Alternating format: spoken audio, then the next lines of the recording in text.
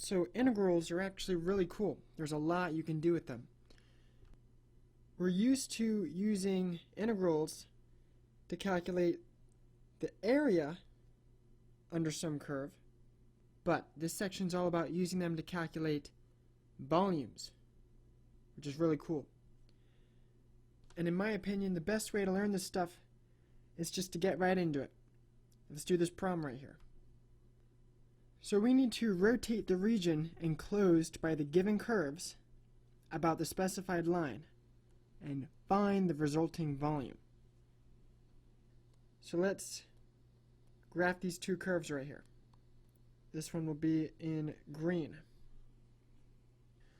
Well, I know that 1 minus x squared is just a concave down parabola that is bumped up by 1. That shouldn't be too hard to graph. Now, y is equal to 0. That's just simply all of the points that have a y coordinate of 0.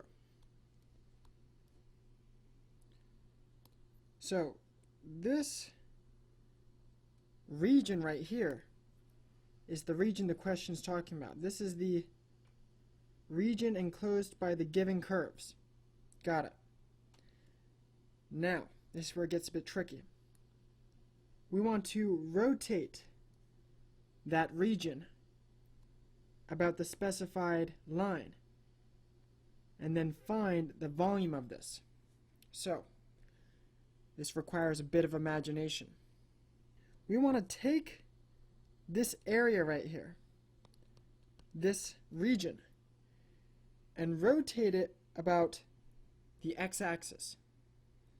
Now imagine doing that. Imagine taking that area and just rotating it about that x-axis, just like a door rotates about a hinge. What you're going to get is some volume that looks like this, almost like a football-shaped thing. The point of this question is to calculate the volume of this shape. So, here's how we're going to do that. What we're going to do is we're going to envision that this volume is made up of a whole bunch of discs. A disc is something that looks like this. It's basically a very, very thin CD or DVD. It's a very, very thin, flat, cylindrical volume. So our plan is to calculate the volume of this big football shape by adding up a whole bunch of these tiny, infinitesimally thin disc things. In a sense, we're going to make these disc things very, very small, like infinitely small, so that there's an infinite number of them in this football shape, and then add all them up. So, if it sounds confusing, just bear with me on this. So, let's try to calculate one of these discs. And the first step to doing that is to find the radius of each one of these discs. So here's a disc, here's the radius of that disc. Here's a disc, here's the radius of this disc. It's a smaller radius. Okay, I can do that. Going back to our main graph, each one of these lines right here is going to be one of the radii of one of these discs. Alright, great. So let me get the radius. So how do I get the lengths of these lines right here? Well, no problem. This equation. Each one of my radiuses here is just the y coordinates of my points. Simple as that. And I know what this equation allows me to do is plug in the x coordinate and get the y. So I got this guy's r. I can plug in the x coordinate for this point. It's negative, no problem. And I'll get the y of that point, which is the r of that disk. And so on and so forth. Plugging in the x coordinate of this point into this equation gives me the y. also known as the r of this guy's disk right here. So this equation right here, I plug in an x, I get the y. Plug in an x, get the y. Y, y, y, y. That's good, because these guys are the radii of all my disks. Alright, got the r. The next step's a bit weird. Because this right here basically is giving me all the r's of my disks, what I can do is I can square each of these r's and times it by pi. All that is the area of a circle. Remember, area of a circle is just pi times r squared. So by taking this r right here and squaring it and times it by pi, what this whole equation means for me now is the area of each one of my disks. Each one of these guys right here is an area. It's not a volume yet, but it is the area of each one of my disks. So now what my equation has is, when I plug in the x of some point, I get the flat disk area that's there. If I plug in maybe x equal to 1/2, what that math will give me is this paper thin area. So just imagine that. You plug in an x. When you do that, you get the area. Plug in the x of this point. What does that equation gives us? Gives us the paper thin area. It's kind of like, it's hard to see in 2D, but it's like you're inserting like a CD or a DVD. It's like you're looking into the thickness of the DVD. It's paper thin.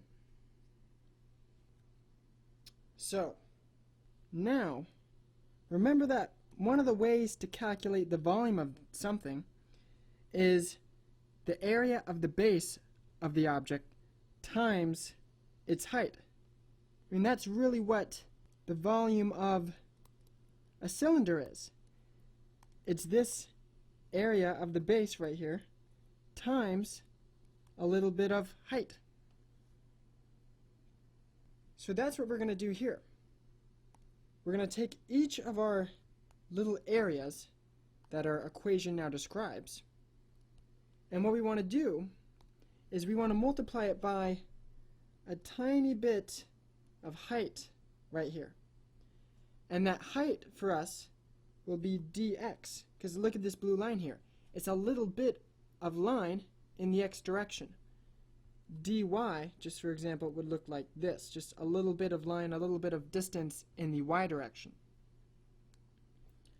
So by multiplying this equation that tells us the areas, those circular areas, by multiplying this equation by dx, now, finally, this equation gives me the volume of one of our disks that we started out with. It gives me the very, very tiny volume of that disk.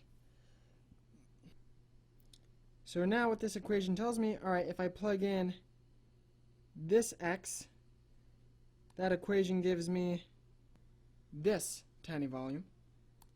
If I plugged in this x right here, this whole equation would give me this tiny volume.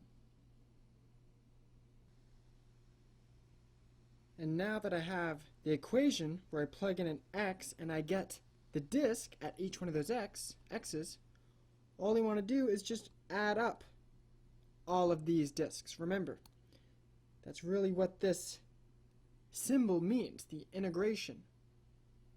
We're adding up a bunch of these quantities right here, these tiny volumes. Okay, where do I want to start adding up these little disks? Well, I want to start adding them up right here at x is equal to -1. That's our lower bound. Where do I want to stop adding them? Well, I want to finish adding them right here at x is equal to +1, so that will be my upper bound. So this integral right here, if I was to carry it out, I do my integration, It's a definite integral, so I'm going to get a number as the answer, and that number represents the full-on volume of the shape that we were asked to find. So I won't show the math there. The whole point of this volumes part of calculus is setting up the integral. That is the hard part, building that integral. I call it building the integral. Because 99% of the time, these integrals aren't hard, they're just tedious. Like, you gotta carry out the squared here and, do the algebra, but they usually always tend to be simple inverse power rule antiderivatives. So setting up, building the integral is the hard part here. So I totally forgot to fill out those other steps here, so let's just go over this process one more time. We read the question. We identified the region enclosed by those given curves. And we imagine rotating that region about our x-axis here to form this 3D shape. And now we want to calculate the volume of this shape. So, first we formed the radius of each one of our discs down there in the bottom right. Each one of our radii, will simply be the y-coordinate of each one of our points. That's what we recognized. So we wanted to get the equation that gives us y's. Well, that's no problem. That's just this equation right here. So this equation right here gives me the r of each disk. I plug in an x, I get the r of this disk. I plug in the x of this point, I get the r, the y of that disk, and so on and so forth. Now, step 2. We have to square this radius and times it by pi.